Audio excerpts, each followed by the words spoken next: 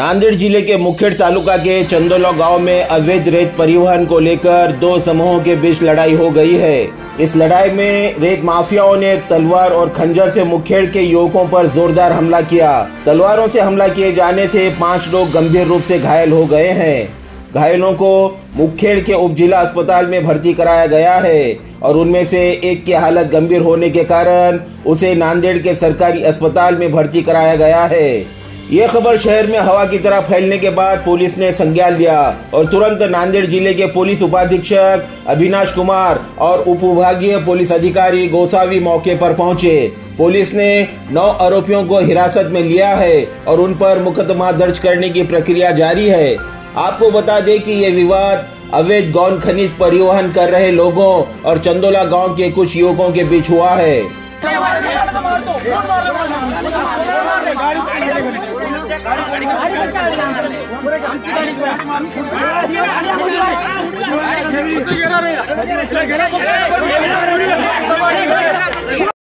Group आहे असं वाटतं आणि हा एक चंडोरा चौक आहे मुखेडमध्ये।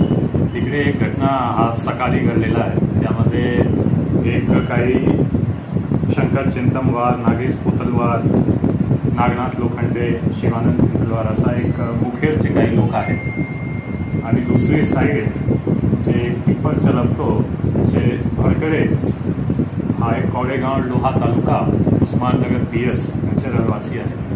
हा दोन्ही ग्रुपमध्ये वाद झालेला आहे आणि व्हायलन्स सुद्धा झालेला आहे। त्यामध्ये जवळपास 5 लोक इंजर्ड आहेत दोन्ही बाजूचे आणि फर्स्ट प्रायोरिटी होता की इंजर्डचा घेऊन हॉस्पिटलमध्ये दवाखान्यामध्ये दाखल करण्याची ती प्रक्रिया झालेली आहे आणि त्या दोन्ही बाजूच्या फिर्याद घेऊन पुन्हा दाखलची प्रक्रिया चालू आहे। हा जवळपास 13-14 आरोपी असा बनतो दोन्ही गुन्हा मिळून आणि त्यामध्ये जवळपास 9 आरोपी यांच्या मी ऑलरेडी ताब्यात घेतलेले आहे। 9 आरोपी आमच्या ताब्यातमध्ये आहे।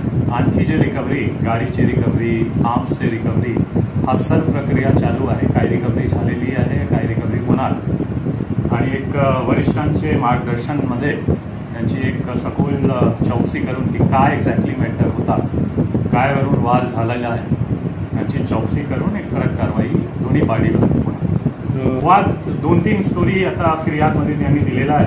ते म्हणतो की मी जे कन्स्ट्रक्शन मटेरियल आहे त्यांचे ट्रान्सपोर्टेशन करतो, त्यांचे सप्लाय करतो आणि जे इकडे मुखेडचे लोक होता ते काहीतरी पैसे मागत होता की तुम्ही हा रूटचा वापर करत आहे तो काहीतरी पैसे द्या मला।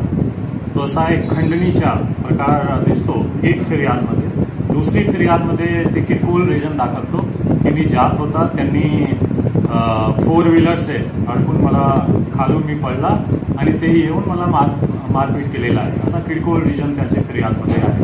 पण ते नेमके खरंच काय रिजन आहे, कशामुळे भांडण झाला, काही बॅकग्राऊंड आहे का, हा सर्व पुढच्या तपासमध्ये समोर येईल। न्यूज देखने के लिए हमारे चैनल को लाइक और सब्सक्राइब कीजिए। हमसे संपर्क करने के लिए 9049032007 पर कॉल या व्हाट्सएप कर सकते हैं।